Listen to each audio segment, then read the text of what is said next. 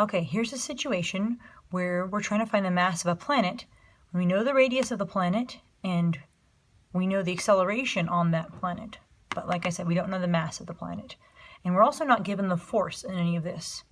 But as I said, we're given the acceleration. And as we remember from Newton's second law, F equals ma. Now we're assuming this is a person on a planet, but we don't know the mass of the planet. So this person has a mass of 68.7 kilograms. And we know the acceleration of gravity, as I said, so the force of gravity on that person will be mass 68.7 kilograms multiplied by 4.97 meters per second squared. Put that into our handy-dandy calculator. 68.7 times 4.97, that gives us 341.439. But we're going to round that. So our force of gravity is 341. I'm just going to write 0.4. It's a little extra digit there. Newtons. Force is always measured in newtons. Okay? So now we have our force and we just need m2. So we're going to take our gravitation equation. I'm going to write 341.4 newtons is equal to gravitational constant, which is 6.67 times 10 to the negative 11th Newton meters squared over kilograms squared, multiplied by m1, which is 68.7 kilograms, multiplied by m2, which we don't know, divided by the radius squared. Now the radius here is in kilometers. You have to watch out for that. So we have 2,180 kilometers. A meter is 1,000. 1 meter is 1,000. Wow. 1 kilometer is 1,000 meters. So since a kilometer is so much bigger, since a meter is so much smaller than a kilometer, we're going to have to multiply our number of kilometers by 1,000. So that means just adding 3 zeros. So 2180, add 3 zeros, 1, 2, 3. So big old number. We can do scientific notation, but you know. Okay? Now remember, that's meters. We're going to square that. So first thing we're going to do is we're going to square our radius. So we have 2180,000. I'm going to hit the square button, which is this number, this little button right here. That gives me some big old number in scientific notation. I can focus on that. Focus. All right. So that gives me 4.7524 times 10 to the 12th. That's a 12. And that's meters squared. Okay. So there's my denominator. And I still don't know m2. So I'm going to multiply my gravitational constant by my mass. So 6.67. Remember, EE means times 10 to the negative 11. And always use this negative. Don't use the minus sign. Multiplied by 68.7. And that gives me this big old number with a bunch of zeros.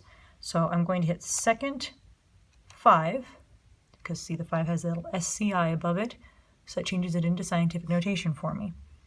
So I have 4.582, I'll just write all the digits, 29, actually no I won't,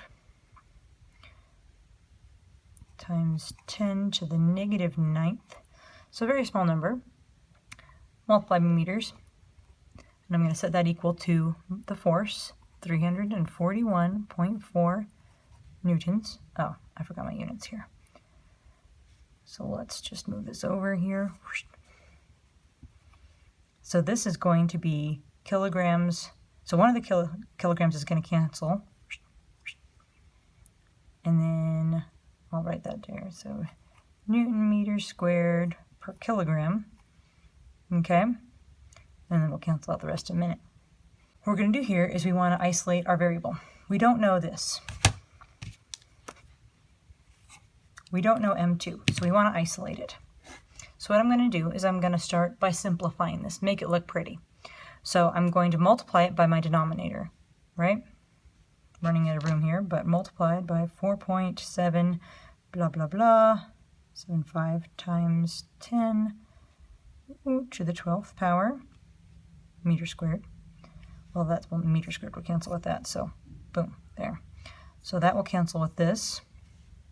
But what I did this side, I have to do to this side. So I'm going to come over here, multiplied by 4.7524 times 10 to the 12th. Okay. So in my calculator, put that in there. 4.7, can you see that? 524, and I type in EE because that means times 10 to the 12th. And I multiply, let's see, did I do that right? 7524, okay. Multiply that by my force, which is 341.4, and that gives me this big old number. 1.622 blah blah blah blah blah times 10 to the 15th. Now this thing that I had here, well, this is still written in newtons actually, because my meters already canceled. Okay, so that's equal to 4.582 times 10 to the negative 9th, and that's newtons per kilogram because meters already canceled out, multiplied by m2. Okay, so these two are multiplied together. So what I want to do is I want to divide them. Okay, so when you've multiplied, this is just my units, right? So I'm going to divide to cancel all this stuff out. 4.582 times 10 to the negative 9th newtons per kilogram. That cancels, but what I do to one side, I have to do to the other, not do to the other. Whew, that sends a different message. 582 times 10 to the negative 9th newtons per kilogram. Newtons cancel. Then I'm left with kilogram on the bottom, the denominator of the denominator, which makes it the numerator. All right, my calculator, I still have this number up and running, so I'm just going to divide that by 4.582. Then I hit EE for times 10 to the negative, down here, 9th. So you can see that.